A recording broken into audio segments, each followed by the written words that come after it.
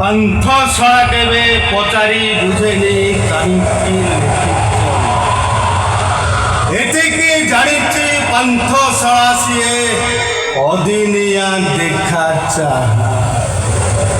জীবন দীর্ঘ ৪৫ বর্ষ জীবন ভিতরে দেবীতোষ মিশ্র কিছু বুঝু কি ন বুঝু এটিকে বুঝেছি পরীক্ষা দেওয়াকু উপরওয়ালাকু কেহি জনে মো ঠিকরা দেই জীবন ছাড়া খালি পরীক্ষা পাস করিবা মো ভাগ্যরে ধন্যবাদ মিস্টার ঈশ্বর মো উপরে ভরসা রখিଥିବାରୁ অশেষ অশেষ ধন্যবাদ।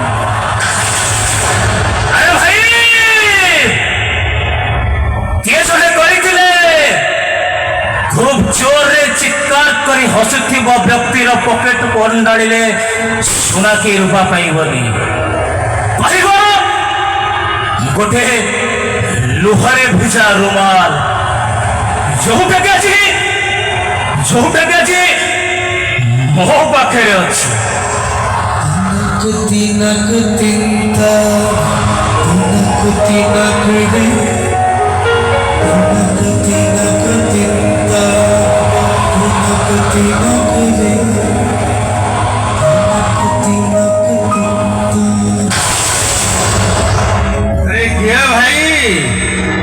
हदास प्रेमीक ना असहाय मनीष मिश्रित भागफल शेषे परास्त निश्वास पांथशाला मो हृदय पांथशाला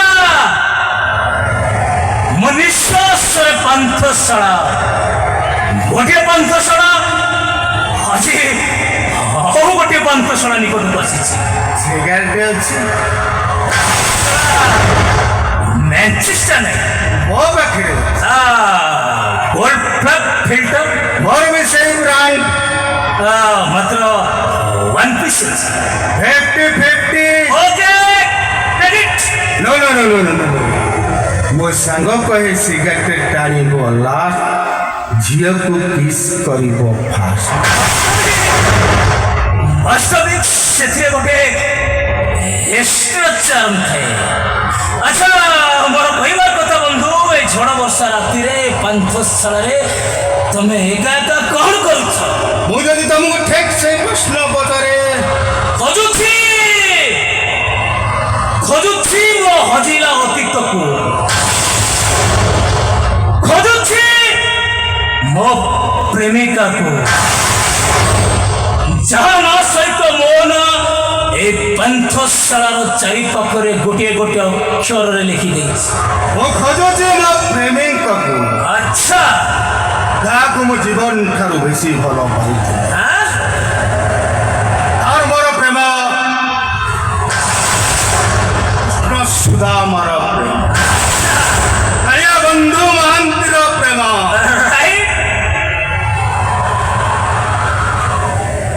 अच्छा बंधु ये झड़ वर्षा राति तुम एका एका कौन करुच मुझे तुमको ठीक से प्रश्न पचारे। अच्छा बंधु এই ঝড় বর্ষা রাতিরে গোটে গীত শুনিবারে গোটে এক্সট্রা আনন্দ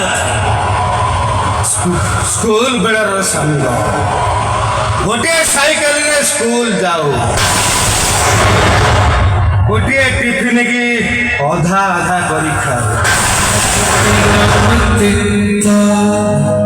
ଗୋଟିଏ ଶାଢ଼ୀକୁ ଅଦଳ ବଦଳ କରି ପିନ୍ଧୁଥିବ ନିଶ୍ଚୟ ଯଦି ଜଣକୁ କିଏ ମାଡ଼ ମାରେ ଆଉ ଜଣେ ଦେଇ ପଡୁଥିବ ନିଶ୍ଚୟ ତମେ କେମିତି ଜାଣିଲ ତମର କିଏ ସାଙ୍ଗ ଥିଲେ ନା ଗୋଟାଏ ବାଇକ୍ ଗୋଟାଏ ମୋବାଇଲ ଫୋନ ଗୋଟାଏ ପ୍ରେମିକା ଆମେ ଗୋଟିଏ ଝିଅକୁ ଲାଇନ ମାରୁଥିଲୁ ସତ ହେଲେ ସେ ଶଳାଟା ଜିତିଗଲା ଗୀତା ତାର ହେଇଗଲା କଣ କହିଲ ତମେ ଗୀତା ଗୀତା ସେଇ ଗୀତା ଗାଁଟା ଆମ ଭିତରେ ଭିଲିଆନ ହେଇଗଲା ରେ ଭାଇ ସେଦିନ ମହାଭାରତ ଅର୍ଜୁନ ଆଉ ଦୁର୍ଯ୍ୟୋଧନଙ୍କ ଭିତରେ ଆଉ ଏବେର ମହାଭାରତ କୃଷ୍ଣ ଆଉ ଅର୍ଜୁନଙ୍କ ଭିତରେ ଦେବତୋଷ ମିଶ୍ର ଆଶୁତୋଷ ମହାପାତ୍ର ଭିତରେ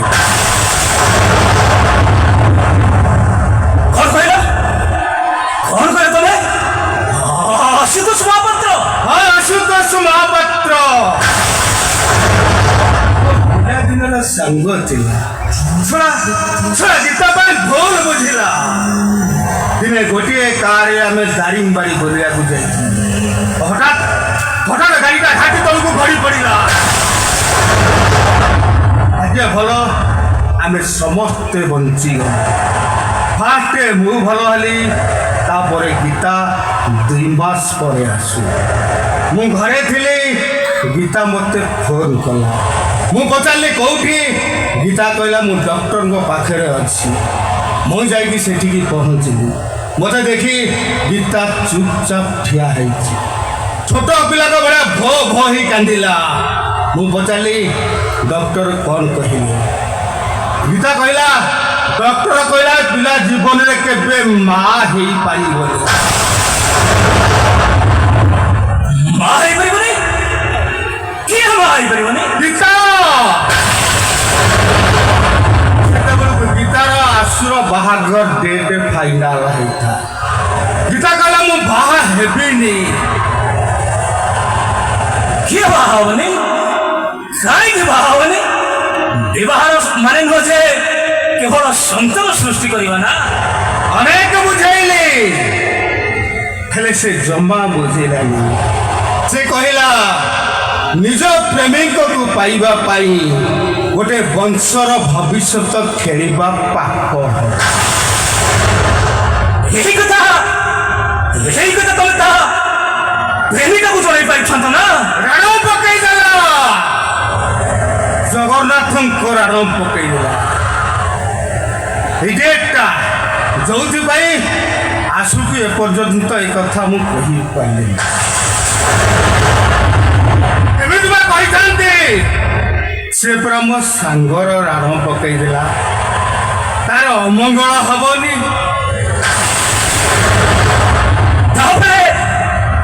ତାପରେ ଗୀତା କ'ଣ ବାହା ହେଇଗଲା ନାଇଁ ସେଇ ତ ଟୋଇ ଗୀତାକୁ ମୁଁ କହିଲି ତମେ ଯଦି ଆସୁକୁ ବାହା ନ ହବ ସେ ସାରା ଜୀବନ କୁଆରା ହେଇ ରହିଛି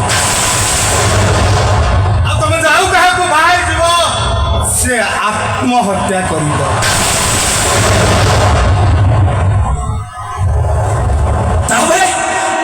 ତାପରେ ଗୀତା କ'ଣ କହିଲା ସେ କହିଲା ସବୁଠୁ ଭଲ ହବ ମୁଁ ଆତ୍ମହତ୍ୟା କରିଦେବି ମୁଁ ତାକୁ କହିଲି ତମେ ଗୋଟେ କାମ କର ଚାଲ ମୁଁ ତମ ସ୍ୱାମୀ ହେଇଯିବି ମିଶି ମିଶିକା ସ୍ୱାମୀ ସ୍ତ୍ରୀ ପଚାର କାହିଁକି ମୋ ସାଙ୍ଗ ମୋ ପାଇଁ ଯେତିକି ମୂଲ୍ୟବାନ ମୋ ସାଙ୍ଗର ପ୍ରେମିକା ମୋ ପାଇଁ ସେତିକି ମୂଲ୍ୟବାନ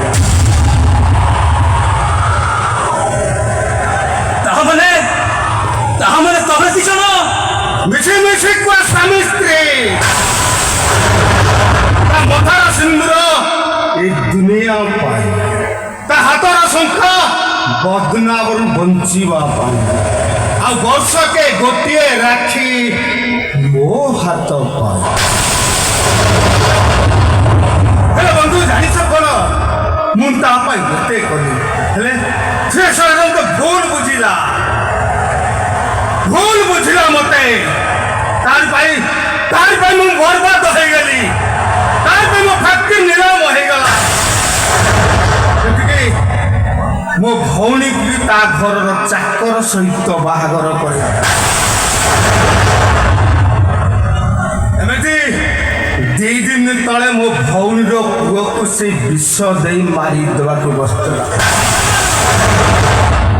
ଏମିତି ଭୁଲ ସେ କେବେ କରିନଥିବ ସେ ସେ ମୁଁ ଜାଣିଛି ମୋ ସାଙ୍ଗକୁ ମୁଁ ଭଲରେ ଚିହ୍ନିଲି। ଜଣେ ବନ୍ଧୁ କେବେ ବନ୍ଧୁକୁ ଧରି ପାରିବନି ଆଉ ଜଣେ ଭଲ ସାଙ୍ଗ କେବେ ଶତ୍ରୁ ହେଇପାରିବନି।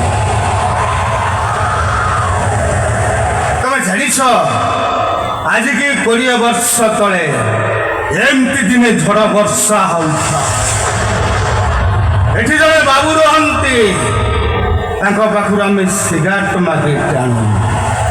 ସେ ହାରମୋନିୟମ ବଜାନ୍ତି ଆମେ ଗୀତ ଗାଉ। କଟି କଟି ଡବଲ କଟି ମୁଁ ଏବେ আসছি বন্ধু।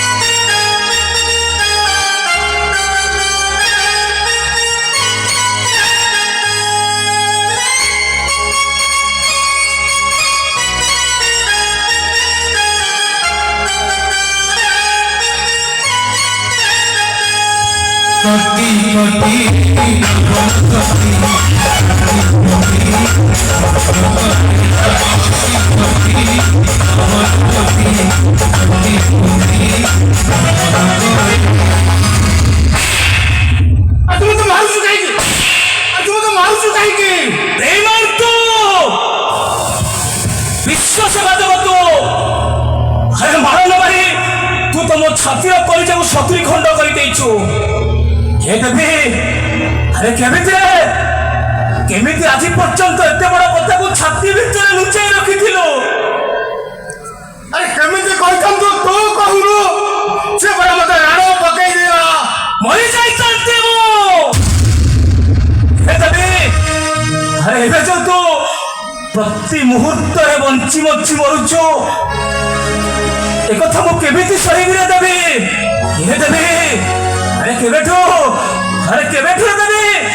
କେବେଠୁ ତୁ ଏତେ ବଡ଼ ଭଲ ମଣିଷ ହେଲୁଣି? ଆଉ ଗୋଟେ କଥା ତୁ ଜାଣିନୁ, ତୋ ଭଉଣୀ ଆଶାକୁ ମୁଁ ମାରିନି, ତୋ ଫ୍ୟାକ୍ଟ୍ରି ମ୍ୟାନେଜର ଡନ୍ ମାରି ଦେଇଛି। ଆପଣଙ୍କ ଭଉଣୀକୁ ଆପଣ କମ୍ପାନୀର ମ୍ୟାନେଜର ଡନ୍ ମାରିଛି? ତାଙ୍କ ବାପା ଦେଖି ଦେଇଥିଲେ ବୋଲି ପ୍ରମାଣ ନଷ୍ଟ କରିବାକୁ ଯାଇ ଆପଣଙ୍କ ବାପାଙ୍କୁ ମାରିକି ଫ୍ୟାନେ ଟାଙ୍ଗି ଦେଇ ସେଇ ଟାଟୁବାଲା ଡନ୍। ଏହି କଥା ତମେ କେମିତି ଜାଣିଲ? ଚିଠି ପିଠିକି ମଦ ପିଇ ସବୁ କଥା ରେକର୍ଡିଂ କରିଦେଇଛି ବାବୁ। ମୁଁ ଆପଣଙ୍କୁ ହାତ ଯୋଡୁଛି ବାବୁ, ସେ ଟାଟୁବାଲା ଡନ୍କୁ ଆପଣ 14 ଜେଲ୍ ପଠାନ୍ତୁ। ସେଇଠି ଚକି ପେସିଂ ଆସୁଛି ବାବୁ, ସେ ସବୁ ଜେଲ୍ ପଠାନ୍ତୁ। ଏବେ ସବୁ ସତ କଥା ଜାଣିପାରିଲୁ ତ? ଏ ଦେବି, ଆରେ ତୁମ ଉପରେ ରାଗିଛୁ ନା? କାହିଁକି ଖୁସିକୁ କାହ୍ନା ସହିତ ବାହାଘର କରିଦେଇଛି। ରାଗ ସୁଝେ ପାଇଁ ରେ ଆରେ ନାହିଁ ରେ, ତୁ ଗୋଟେ କଥା ଜାଣିଥିଲେ ଦେବି, ମୋ ସାନ ଭାଇ ବିନୟକୁ ନା লিভার ক্যান্সার।